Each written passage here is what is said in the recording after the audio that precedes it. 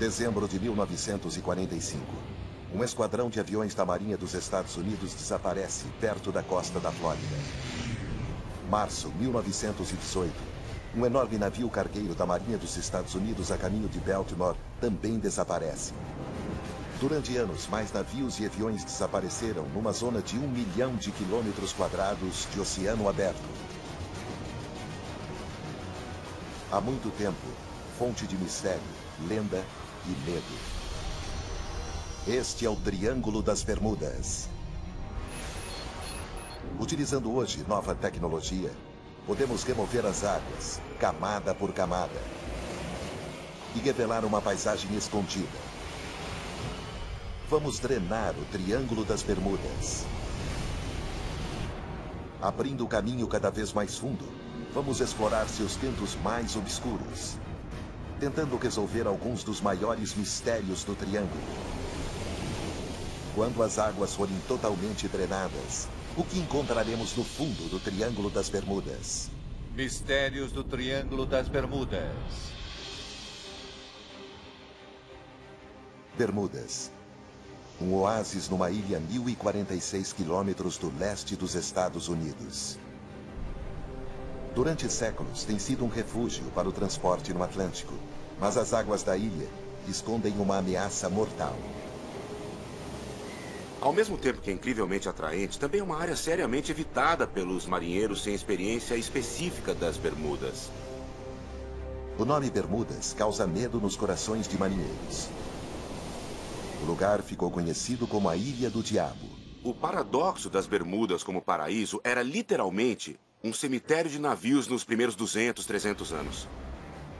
Como zelador de naufrágios, Felipe Ruggia localiza e monitora os históricos navios naufragados nas Bermudas. E existem muitos aqui para mantê-lo bem ocupado. Na verdade, estas águas podem ter provocado o naufrágio de até 300 navios. Por que tantos navios afundam neste mar claro como cristal, tão próximo da Terra?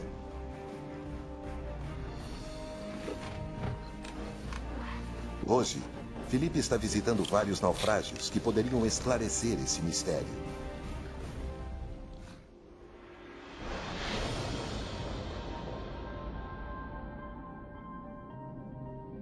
Primeiro, o Mary Celestia. Um navio a vapor com casco de ferro que transportava suprimentos na Guerra Civil Americana. Ele deixou Bermudas, chegou na costa sul e teve o seu fim bem aqui. É bem curioso, porque estamos a apenas 800 metros da costa. Aconteceu num dia calmo e tranquilo. Isso é muito intrigante. Estamos tentando descobrir como isso aconteceu.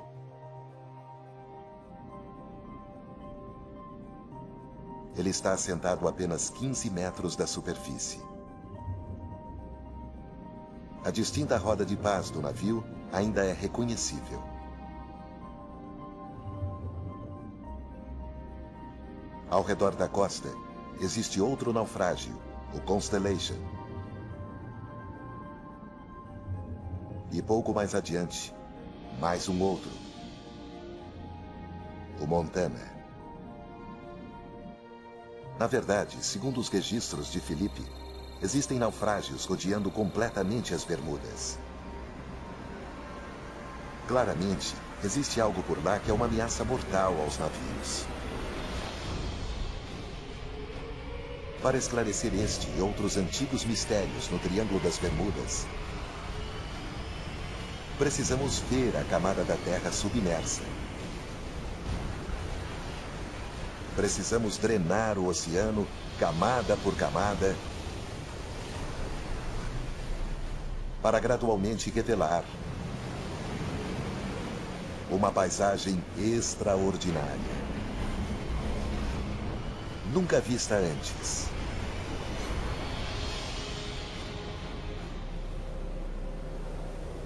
Só é possível olhar as profundezas do Triângulo das Bermudas com uma tecnologia de rápido desenvolvimento chamada mapeamento com sonar.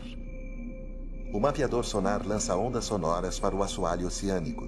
Os sinais de retorno revelam a forma e a profundidade da terra abaixo. E é a tecnologia do sonar que pode ajudar a revelar a causa de centenas de naufrágios ao redor da ilha. aí, Nick, como é que tá? Muito bem, e você? O geólogo Nick Hutchins é um explorador moderno. Hoje ele está usando o mapeador sonar para buscar sinais de formações específicas submarinas próximas de onde estão alguns naufrágios das Bermudas.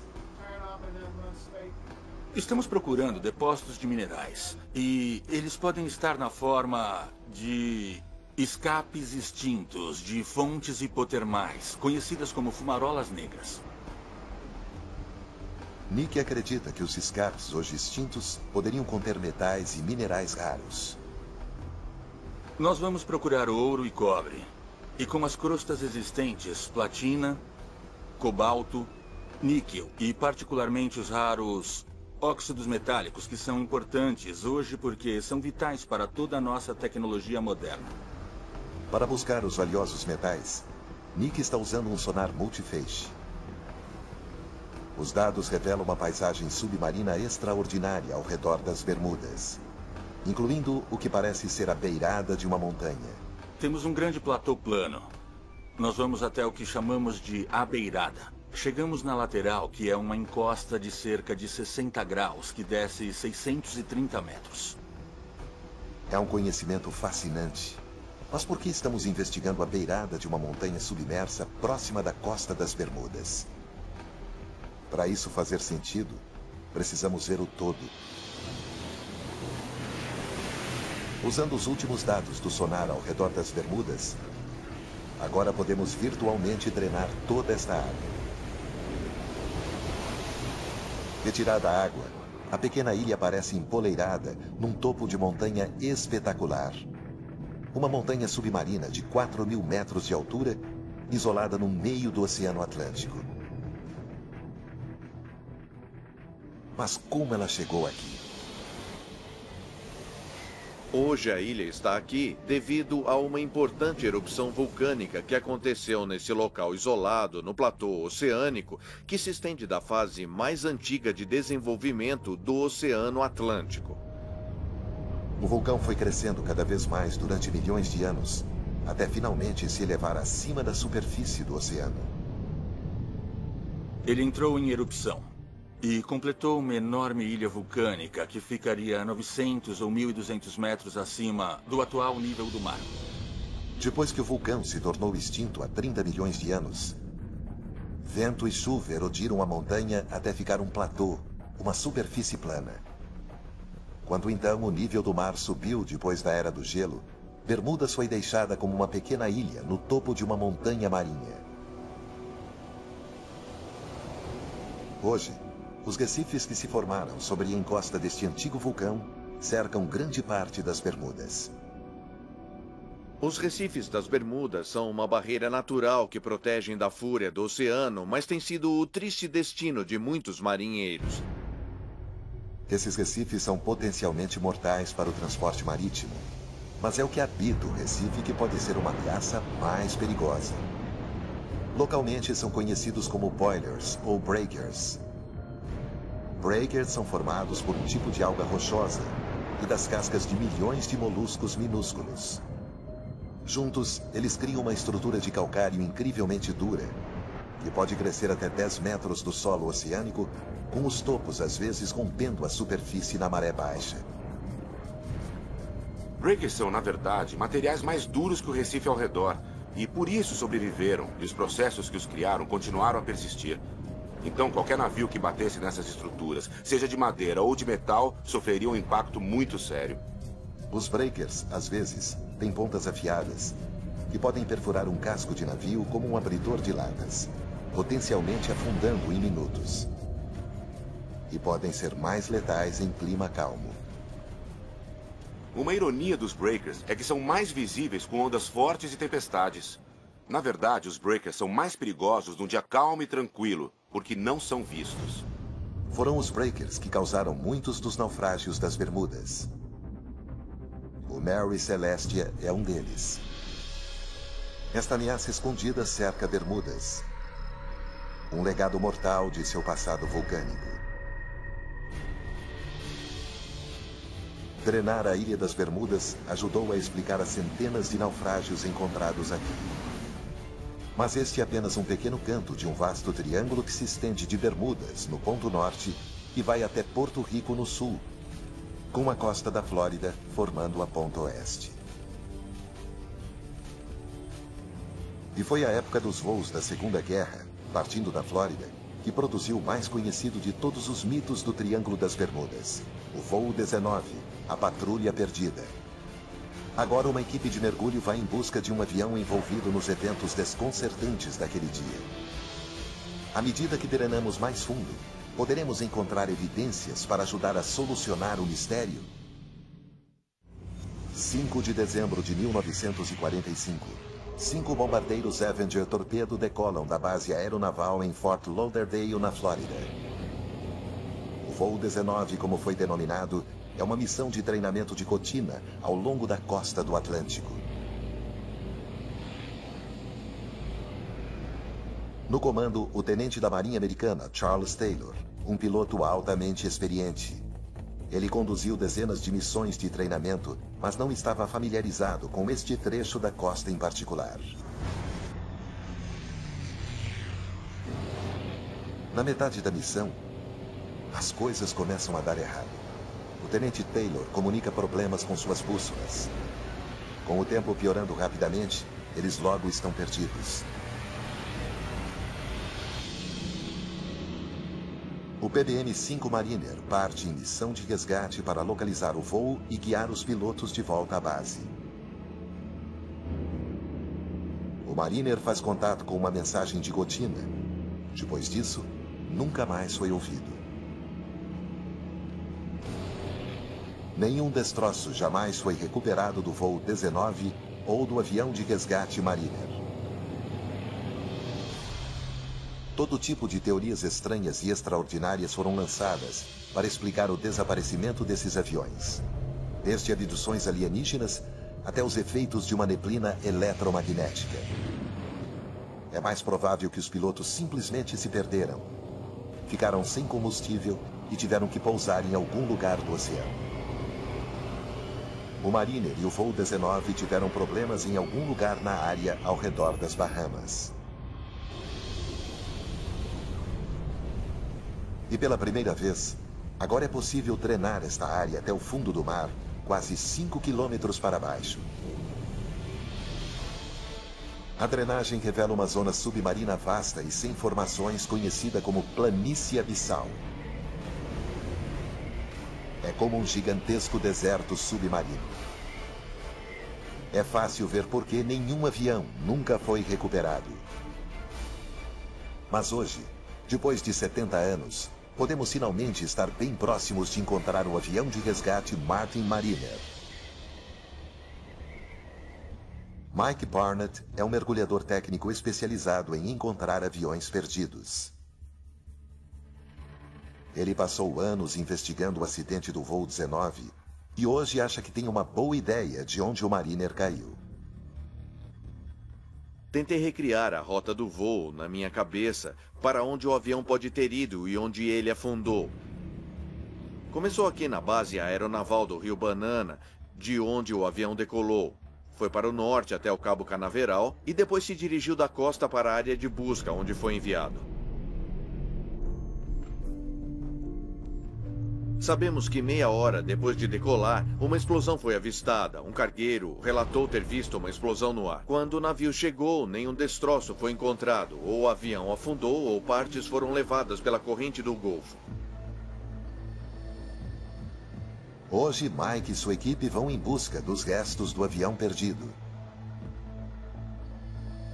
O local onde hoje vamos investigar está a 70 metros de profundidade e cerca de 80 quilômetros da costa. É uma área potencialmente suspeita que vale a pena investigar porque está numa região um pouco ao norte de onde esperaríamos encontrar. Mas com a corrente do Golfo ele pode estar mais ao norte. Pescadores locais relataram destroços nesta área. E Mike os está procurando em seu sonar. Acabamos de passar sobre o alvo. É bem discreto e bem pequeno, o que é de se esperar de um avião. Nesse ponto, vamos nos preparar para verificar.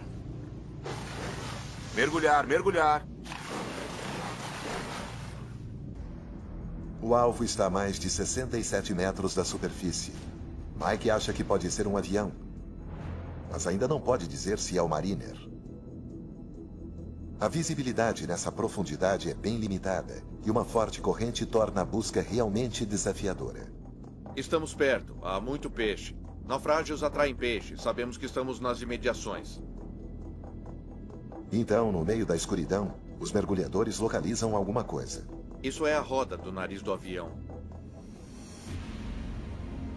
E a pouca distância dali, a fuselagem enferrujada de um grande avião. É um local de acidente de avião bem interessante. Há muita estrutura intacta aqui. Com o passar do tempo, sobram apenas partes e pedaços no fundo do mar.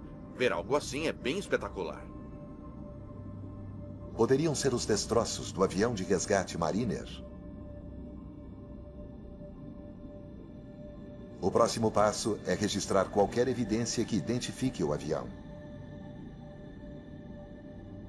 Eles localizam pylons ao longo das asas que parecem ter sido suportes para pontões.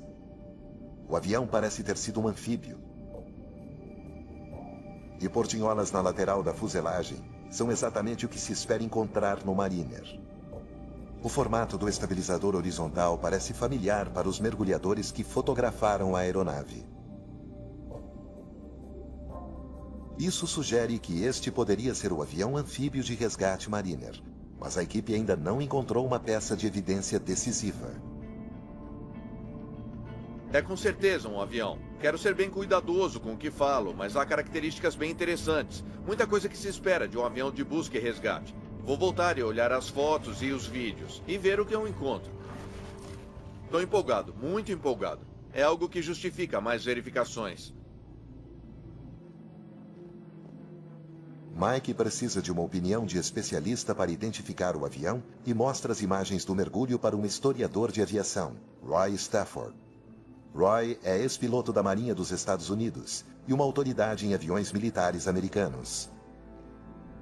Este é o início do mergulho. Chegamos no fundo e seguimos a corrente para encontrar os destroços. Aqui começamos a encontrar alguns deles. Originalmente, mergulhamos para encontrar o PBM-5 Martin Mariner. Mas enquanto examinávamos o local para encontrar algumas das características, víamos coisas não consistentes com isso. Queremos então saber que avião é este. A julgar pelo sistema de freio e o pneu que está aí, seria um avião pós-Segunda Guerra. Certo. Posso dizer isso logo de cara. Isso parece, obviamente, parte do cockpit, a parte de cima das janelas. Roy está 100% certo de que esses destroços não são do Mariner que eles estavam procurando. Mas se os destroços não são do avião de busca e resgate desaparecido, então de qual avião é? A resposta poderia resolver outro mistério do triângulo. Isso é interessante. Essa portinhola que está vendo aqui pode ser bem uma câmera. Exato, e dá para ver vários ali dentro. São bem proeminentes e chamaram a nossa atenção. Dá para ver que é um bimotor. Isso explica muita coisa. Há somente duas possibilidades. 2 pylons, um de cada lado, um RB-66, que geralmente não teria nenhum motivo para estar nessa área, ou o A3 da Marinha. Não demorou para Roy definitivamente identificar o tipo do avião. É, sem dúvida, um Sky Warrior A3. Comparando a fuselagem e os pylons sob as asas, o ângulo da asa no detalhe horizontal, o trem de pouso retrátil dentro da fuselagem, são todos indicadores absolutos de um Sky Warrior A3. O Sky Warrior A3 era o maior avião lançado de porta-aviões da Marinha dos Estados Unidos na época. Um arquivo da Marinha mostra que, em 1960, um deles caiu quando tentava pousar num porta-aviões nesta área. É bem possível que sejam os destroços do A3 que Mike e sua equipe encontraram. Mas o voo 19 e o avião de resgate Mariner continuam perdidos. A busca continua para encontrar esse avião. Sabemos que está lá, é só uma questão de encontrar o local exato. Se drenarmos a vasta planície abissal ao redor das Bahamas, em algum lugar, certamente encontraremos a patrulha perdida. E baseados nas condições de outros destroços de aviões encontrados no fundo do mar, é assim que esperamos que estejam, depois de 7 décadas no mar. Enquanto drenamos ainda mais a água do Triângulo das Bermudas e nos aprofundamos cada vez mais, vamos encontrar outro fenômeno bizarro. Nas Bahamas, antigos contos falam de monstros marinhos escondidos em cavernas nas profundezas. Feras que engolem pessoas e navios. Hoje, cientistas estão descobrindo a extraordinária verdade por trás destas lendas.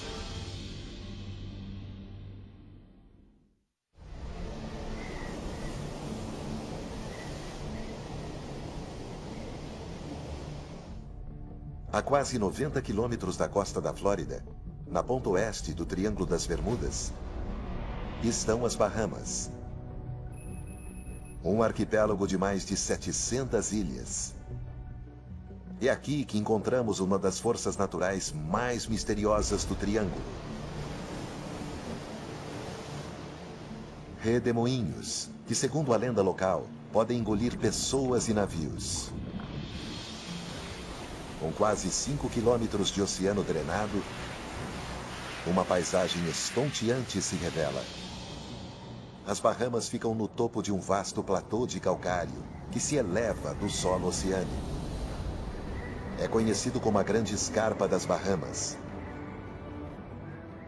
Penhascos mais altos que qualquer um encontrado em terra seca se elevam a 4.500 metros, quase 3 vezes mais altos que no Grand Canyon. Perto do litoral, um outro fenômeno. Algumas das formações geológicas mais estranhas encontradas no mundo todo. Elas são chamadas os buracos azuis, que são gigantescas cavidades submarinas que se estendem por dezenas de metros abaixo do nível do mar. O buraco azul de Jim é o maior e mais profundo de todos. Tom Iliffe é um dos principais especialistas em buraco azul no mundo e conhece bem os perigos. Teve ocasiões em que a pessoa chegou muito perto da beirada. Lá existe um declive de areia muito íngreme que cai dentro do buraco azul. Então, se você não tomar cuidado e der um passo em falso bem na beirada, você vai deslizar para o fundo. Durante anos, o buraco azul de Jim engoliu muitas vidas. Os habitantes locais mantêm distância, alarmados com alguns dos contos sobrenaturais. Nas Bahamas existem muitas histórias e lendas folclóricas pertinentes aos buracos azuis.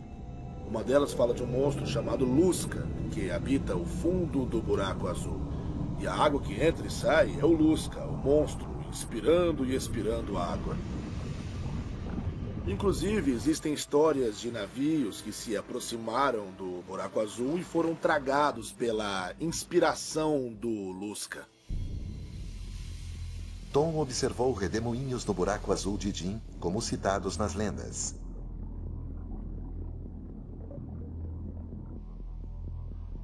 Quando a maré subiu, eu vi 3 vórtices ou redemoinhos tragando ao mesmo tempo água para dentro da caverna. Tom quer descobrir uma explicação racional para esse estranho fenômeno. Há um efeito de maré aqui. Mas poderiam também ser outras forças operando na profundeza desconhecida do buraco azul? O único jeito de descobrir é mergulhando. Tom vem explorando buracos azuis nas Bahamas há mais de 20 anos. E eles nunca deixaram de impressionar. Eles são portais para um outro mundo. Quando mergulhamos neles, é como ir a um lugar como nenhum outro do planeta. Os buracos azuis são uma formação natural incomum que hoje os geólogos parecem entender. Na última era do gelo, os níveis do mar eram mais baixos. Na época, todo este calcário estava na superfície. Chuvas ácidas se infiltraram no calcário, erodindo grandes vãos na rocha. No fim, o teto de um vão iria ruir, criando o formato distinto de garrafa do buraco azul. Quando o nível do mar subiu no fim da Era do Gelo, toda esta formação ficou submersa. Quando Tom mergulha dentro do buraco azul de Jim, de repente ele se alarga. Quando descemos 18 metros, nós encontramos uma câmara de 45 metros de largura. E quando descemos para cerca de 25 metros, ela alarga mais ainda, o dobro do tamanho. Provavelmente uns 91 metros de diâmetro do sistema. Então, a 37 metros da superfície, Tom localiza o que parecem ser túneis laterais, ramificando-se fora do funil principal. São pequenas, mas exercem uma força de sucção poderosa. Elas são fortes correntes de maré que tentam nos tragar. Nem chegamos muito perto. E na volta, tivemos até que nos segurar uns nos outros para conseguir fugir delas. Nos 45 metros, Tom chega no limite de seu mergulho. Ele nunca se aventurou mais fundo. Um pequeno número de mergulhadores especialistas desafiaram isso, um deles descendo incríveis 202 metros. Mas a profundeza permanece em grande parte inexplorada. Sabemos o suficiente treinando o buraco azul de Jim. Revelamos não só a vasta caverna em forma de garrafa, mas também uma ramificação de túneis e fendas mais abaixo, nas profundezas. É o fluxo de água que entra e sai desses túneis que gera o efeito de redemoinho, e não um monstro marinho mítico. Sem a água, o buraco azul de Jim é uma estrutura geológica gourenta, mas é inteiramente natural.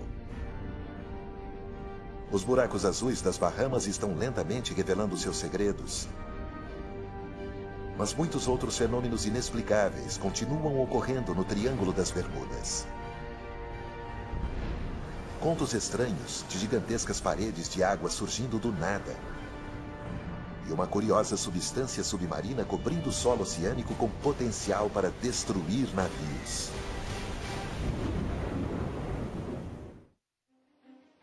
Março, 1918. Um navio cargueiro da Marinha dos Estados Unidos zarpa de Barbados. O USS Cyclops é um grande cargueiro de 19 mil toneladas. Ele está transportando uma carga de minério de manganês com 309 homens a bordo. Um dia depois de deixar o porto, quando entra em águas bem profundas na área do Triângulo das Bermudas, o Cyclops simplesmente desaparece. Nenhum vestígio do enorme navio cargueiro ou de sua tripulação jamais foi recuperado. Para Marvin Barash, a história está marcada pela tragédia pessoal. Meu tio-avô, Lawrence Mergell, era foguista a bordo do navio. Ele tinha uns 20 anos e estava entre os 309 desaparecidos. Geralmente, quando navios se perdem, alguma coisa é encontrada. Pode ser uma parte do bote salva-vidas ou alguma carga, até algum destroço. No fim, alguma coisa aparece. Neste caso, nada. A ausência de qualquer fragmento de destroços logo suscitou teorias extravagantes. Surgiram todo tipo de histórias bizarras. Um jornal de Washington afirmou que ele foi tomado e transformado num navio pirata e que ele estava operando nas águas do Amazonas. Outros diziam que tinha sido tomado por um submarino alemão e até mesmo por uma gigantesca vida marinha, como um polvo, e havia fotos desses incidentes em alguns jornais que circulavam pelo país. Marvin dedicou sua vida para descobrir o que realmente aconteceu ao Cyclops. Ele examinou cada documento e registro vinculado ao navio. Foram décadas de meticulosa pesquisa, mas hoje ele acredita que identificou um erro fatal no projeto do navio. Na época, era o maior e mais rápido navio da Marinha dos Estados Unidos em circulação. Ele tinha um fundo chato e rolava facilmente. E um dia ele tombou aproximadamente 50 graus num lado e uma outra vez tombou do outro lado. E para muitos navios isso poderia continuar e causar uma catástrofe total. Devido à tendência do navio de rolar, algo aconteceu para ele emborcar de vez? Algo extraordinário? Durante séculos, marinheiros contaram histórias sobre ondas gigantes. Enormes paredes de água surgindo do nada, esmagando qualquer navio em seu caminho. A ideia da onda gigante tem sido como uma lenda durante muitos séculos. Marinheiros voltavam contando que viram essas ondas gigantes e que enfrentaram e sobreviveram a elas. Segundo o Dr. Simon Boxall, essas antigas histórias de marujos não podem mais ser ignoradas. Usando satélites, podemos observar o mundo todo em poucos dias. Assim, nos últimos 20 anos, temos observado e medido ondas monstruosas que, em alguns casos, podem passar de 30 metros. Portanto, elas existem. Ondas descomunais têm sido ocasionalmente filmadas.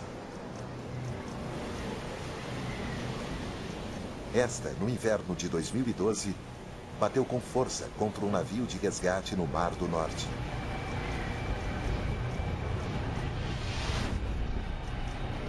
Devido então aos padrões extremos de clima no Triângulo das Bermudas, poderiam ondas gigantes, numa escala similar, ocorrer aqui? Temos o norte do Atlântico, as tempestades equatoriais, os sistemas de furacões chegando regularmente e temos as tempestades chegando do Golfo do México. E tudo isso junto cria um mar muito confuso e turbulento com ondas monstruosas. Produziram então os mares turbulentos do Triângulo uma onda monstruosa capaz de afundar o Cyclops? Há muito tempo, o Triângulo das Bermudas é considerado um lugar de mistérios. Agora, usando a última tecnologia para drená-lo, mitos são dissipados para descobrir o que realmente está acontecendo. Mas às vezes, só a ciência experimental é suficiente para resolver um enigma de longa data. Universidade de Plymouth, sul da Inglaterra. O tanque de onda do Laboratório da Costa. Este é um dos mais avançados tanques de onda do Reino Unido. Ele pode simular uma grande variedade de condições oceânicas que ocorrem no Triângulo das Bermudas. Aqui os cientistas levam muito a sério a ideia de ondas gigantes ou monstruosas. Nós vamos nos focar em um local de 16 metros. Hoje, os oceanógrafos realizam uma experiência para determinar se uma onda gigante poderia ter afundado uma embarcação grande, como o navio da Marinha dos Estados Unidos desaparecido, o Cyclops. A equipe lança um modelo em escala comparável em tamanho ao Cyclops. Ele será colocado diretamente no caminho de uma onda monstruosa. Primeiro, ele gera um padrão de onda normal. Com ondas equivalentes a 7,5 metros de altura, a embarcação permanece estável. Mas quando ele simula um impacto de duas frentes de tempestade convergentes, logo há interferência no padrão da onda. E de repente, como se viesse do nada, uma onda gigante. É o equivalente a uma onda de mais de 15 metros. E o seu impacto no modelo em escala é bem claro.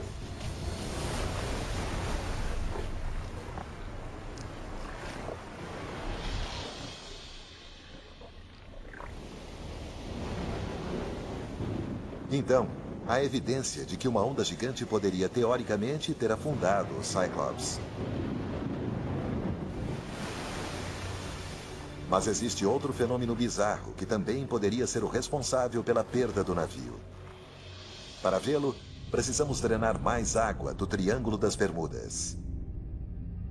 No solo oceânico, numa profundidade de 335 metros, depósitos de um estranho material mole e leitoso pode ser encontrado. Um simples trecho pode cobrir uma área maior do que Manhattan. É uma substância chamada hidrato de metano. Esses hidratos de metano são formados como resultado de material da superfície, material orgânico, peixes mortos, plantas mortas, plâncton, que afundam até o fundo do mar e depois degradam por meio de decomposição bacteriana e microbiológica. Esta imagem mostra torrões de hidrato de metano no solo oceânico. O metano também pode ficar preso em bolsões sob um assoalho oceânico. Em 1981, no sul do Mar da China, um navio perfurador atingiu um bolsão de gás pouco profundo, causando uma ruptura. Quando o gás subiu aos borbotões para a superfície, desestabilizou o navio, fazendo-o emborcar e afundar.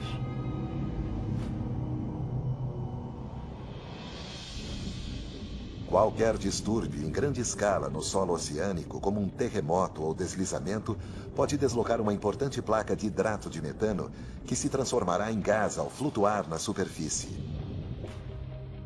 Assim, uma liberação de hidrato de metano poderia potencialmente ter causado o emborcamento do USS Cyclops, principalmente por causa do projeto que o deixava propenso a rolar. Mas o único jeito de determinar o que realmente aconteceu ao navio é encontrando os seus destroços.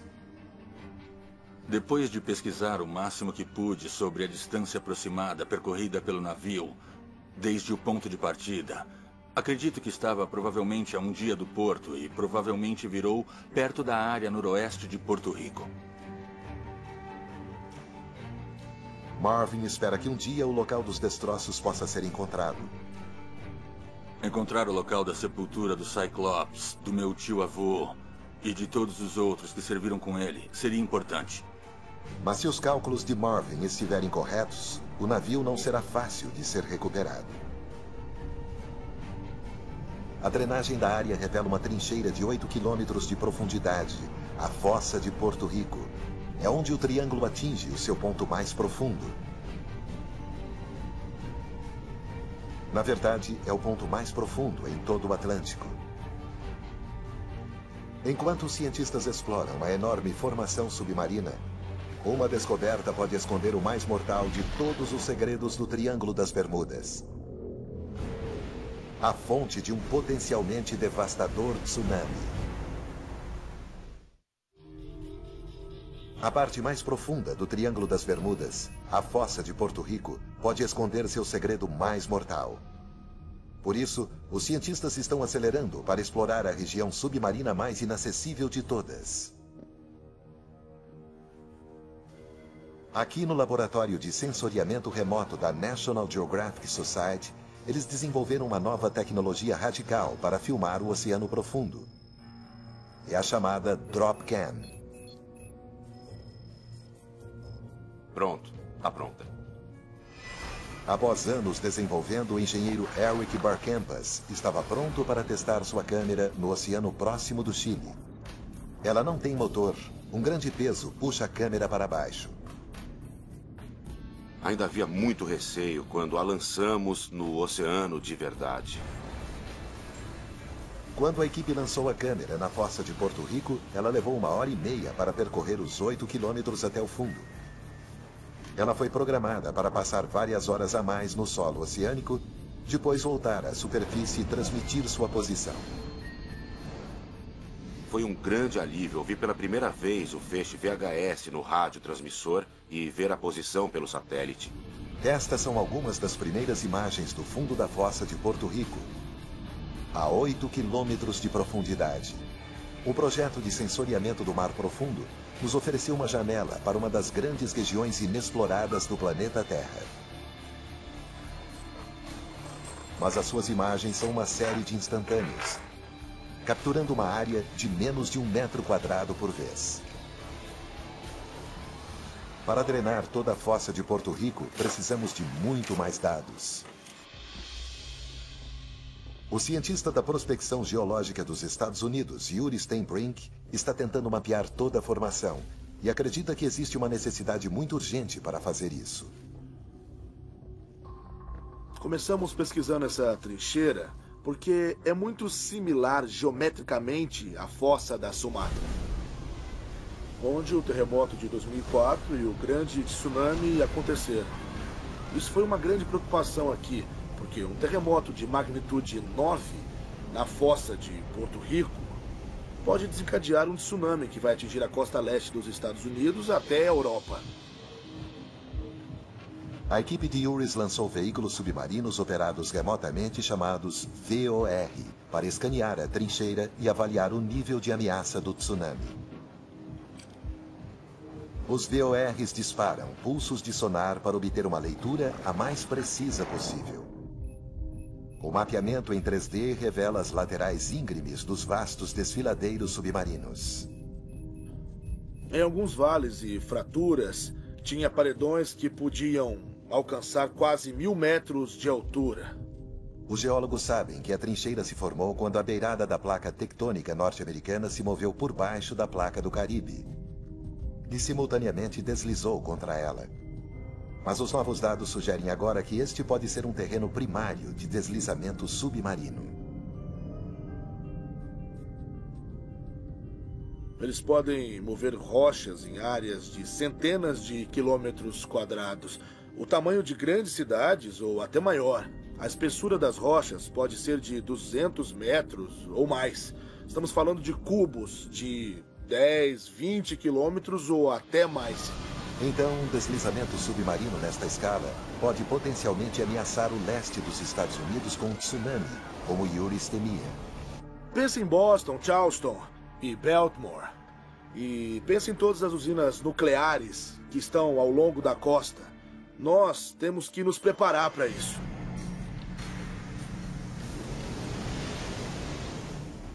O impacto aterrorizante de um tsunami numa usina nuclear mal protegida é hoje bem compreendido, depois do desastre de Fukushima em 2011. Para um tsunami equivalente atingir os Estados Unidos, é preciso um terremoto de magnitude 9 na trincheira. Para entender a probabilidade de um tremor nesta escala, a equipe de Yuris cortou amostras de rocha no fundo da trincheira e as analisou no laboratório. O que eles descobriram será de grande alívio para qualquer morador da costa leste. Mas se você morar perto da trincheira, será desastroso.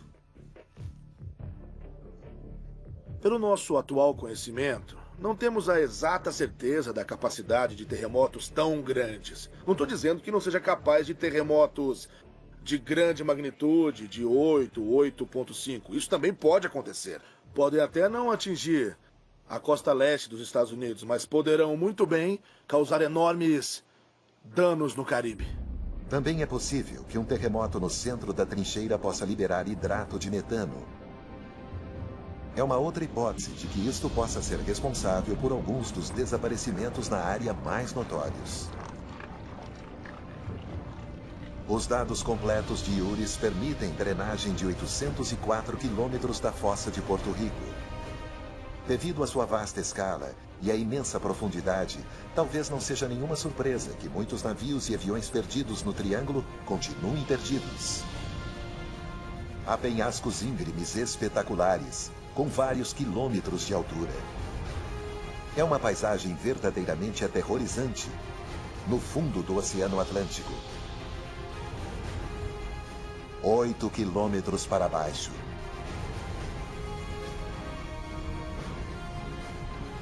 A drenagem do Triângulo das Bermudas nos mostrou pela primeira vez uma variedade incrível de terrenos, incluindo algumas das mais estranhas formações existentes nos nossos oceanos. Os mitos e as lendas do Triângulo são persistentes e profundamente enraizados. Mesmo assim, descobrimos que os perigos atribuídos a esta área não parecem vir de fenômenos sobrenaturais, mas das forças bem reais e mortais da própria Mãe Natureza. Versão Marshmallow São Paulo.